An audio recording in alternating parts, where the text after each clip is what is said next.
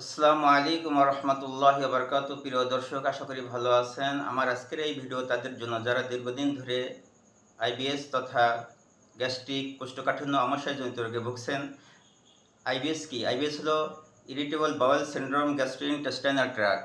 IBS হলে আপনি কিভাবে বুঝবেন? লক্ষণ: পেট ব্যথা, পেট ফাঁপা, পেট ফোলা, বমি বমি ভাব, আহারের আগে পরে পায়খানা, বারবার পায়খানা, কোষ্ঠকাঠিন্য, ডায়রিয়া, মলের মধ্যে শিলাস্রাব বৃদ্ধি ইত্যাদি লক্ষণগুলো প্রকাশ পায়।